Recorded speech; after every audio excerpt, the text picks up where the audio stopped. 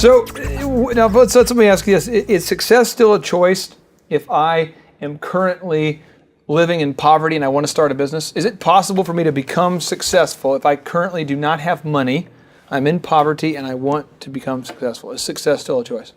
Or how is it still a choice? It's still a choice. Okay. There's no doubt in my mind that it's still a choice. It's still an opportunity.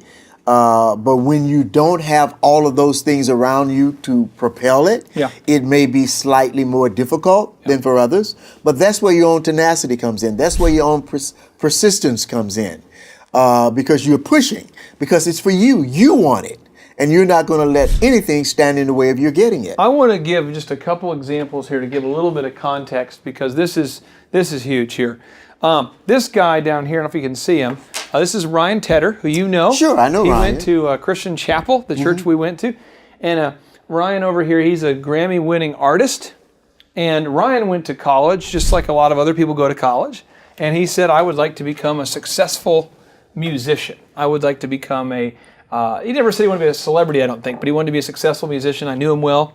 And one of the things that Ryan did, though, is after college, and I don't want to exaggerate the times, I have them all specifically written down here, but he basically worked at the Pottery Barn, and he worked at other odds and end jobs for about 6 years, trying to get his big break, interning for free for multimillionaires.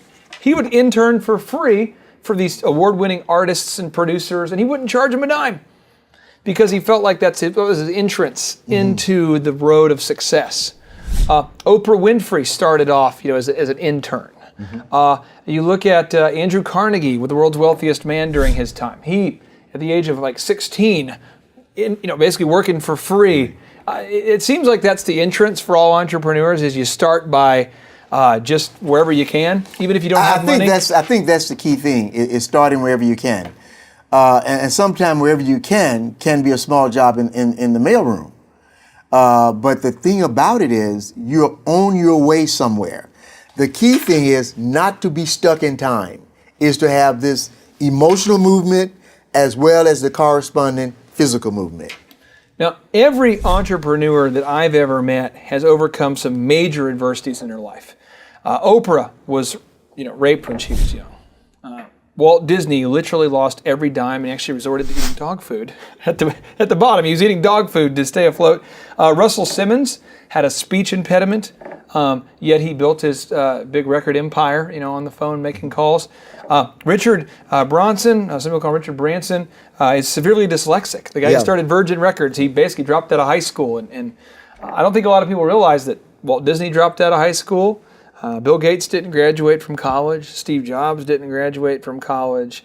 Richard Branson dropped out of high school. A lot of these successful people, we all come from somewhere. How is success still a choice if I don't have a formal education? Well, I think in today's world, technology has transformed our thinking in a great way. I think that a formal education will always be a plus, but it's not always a sure ticket.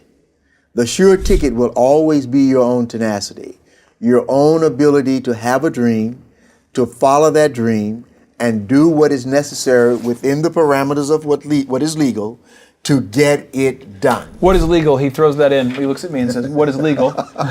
Yeah, because if I say to do whatever is necessary, someone says, oh, wait. No. Whatever is legal. Now, you grew up in a time when buildings openly posted a sign, no colors allowed, no colored people allowed. There were signs that said that. In the time of legal segregation, where Caucasians and African Americans could not coexist in the same physical space. They weren't allowed to. Especially not in, working conditions, there may have been some commingling, but in social settings, it was totally taboo. Now, I cannot speak on this subject with any credibility given my background, how I was raised, and my skin color, but I want to ask you. You see a lot of people out there that are still upset about the stereotypes. Maybe you say I'm an Asian American, and I'm frustrated that the stereotypes of how I'm treated because I'm Asian, or I'm Hispanic, or I'm African American, or maybe I'm a Caucasian in a largely African American community, and I'm upset about the stereotypes. How have you been able to choose to have success given your skin color and the time that you were raised?